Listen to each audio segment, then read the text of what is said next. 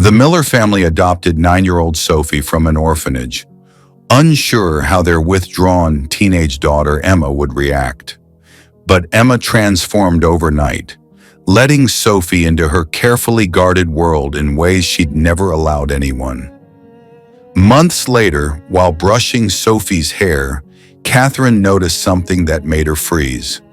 Her hands trembled as memories she'd buried for 9 years came flooding back. The Miller family had been considering adoption for months. Their home felt too quiet for a family of 3. When they finally decided to move forward, they chose a local orphanage known for helping older children find homes. 9-year-old Sophie had been living there for as long as anyone could remember. When Katherine and David first met her, Sophie barely made eye contact. Within weeks, the paperwork was complete. The biggest concern wasn't Sophie adjusting to them. It was how their 17-year-old daughter would handle the sudden change.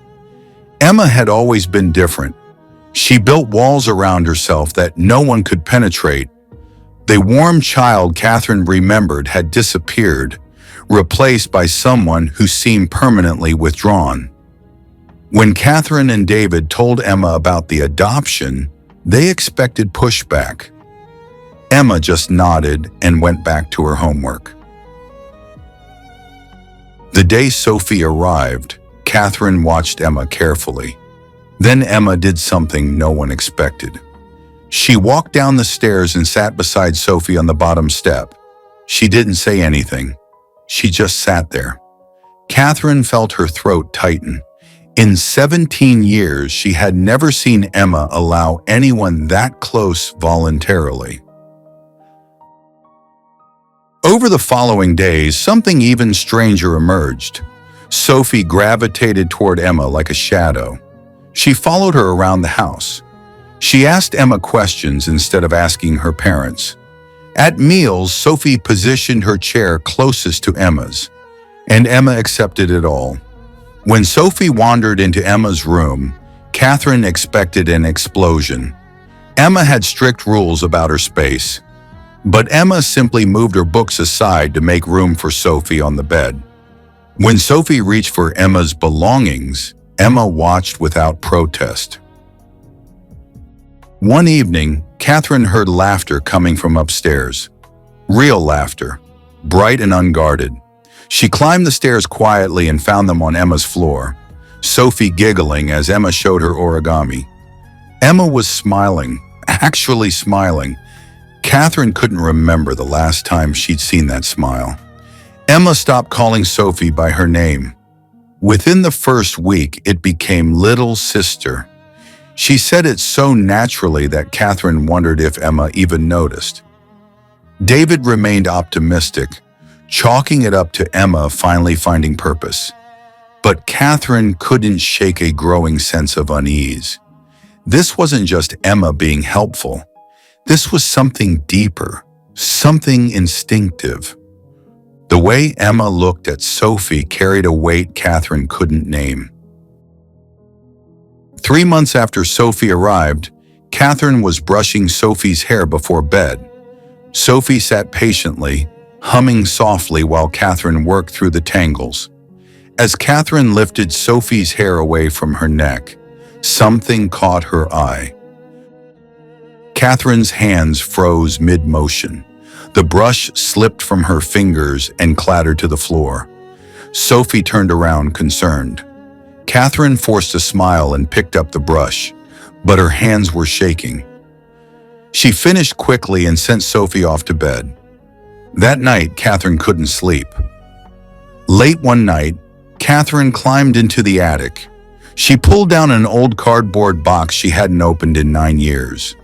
Inside were photographs, hospital bracelets, and documents she'd kept but couldn't bear to look at. She spread them across the kitchen table, comparing dates and details. She found the photograph she'd been searching for, a Polaroid taken hours after birth, a tiny infant wrapped in a hospital blanket. Katherine's hands trembled as she held the photograph. Her vision blurred with tears she'd been holding back for years. David found her there at 3 in the morning, documents scattered across the table. She showed him everything. He listened in silence, his face growing pale. Katherine tried calling the orphanage the next day. She asked for Sophie's background records, anything that might explain how she'd arrived there. The woman on the phone sounded defensive. She claimed the records were incomplete, administrative errors, files misplaced during a system transfer. David suggested they take definitive action.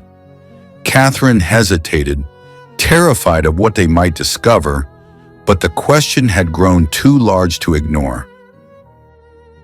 2 weeks later, the results came back. Sophie was their biological daughter. 9 years earlier, Katherine had given birth to a baby girl.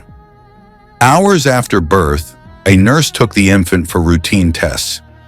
Katherine was exhausted, barely conscious from medication.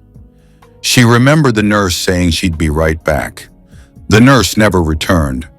The hospital claimed a terrible mix-up, possibly a kidnapping, but no evidence was ever found. No suspicious activity on security footage. No witnesses. The case went cold within weeks. The baby simply disappeared. Katherine and David had spent years in that horrible limbo between hope and grief. That stolen baby had a crescent-shaped birthmark behind her left ear, the same birthmark Katherine had noticed while brushing Sophie's hair. 9 years stolen, 9 birthdays missed, an entire childhood erased. When they told Emma, she collapsed into Katherine's arms and cried for the first time in years. Her voice broke as she whispered that she always felt Sophie was her sister. She couldn't explain it. She just knew. But Sophie didn't remember them. Katherine and David faced an impossible situation. They had their daughter back, but she was also a stranger. So they moved forward carefully. It took time, months of patience and small steps.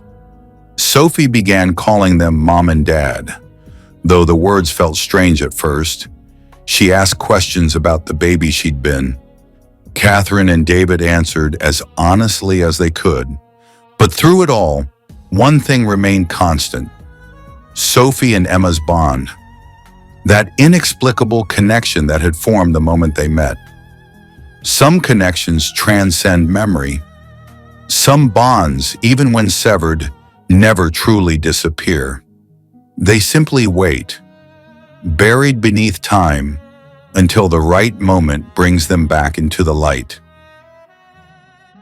And you, if you discovered your adopted child was actually your biological child stolen years ago, how would you move forward?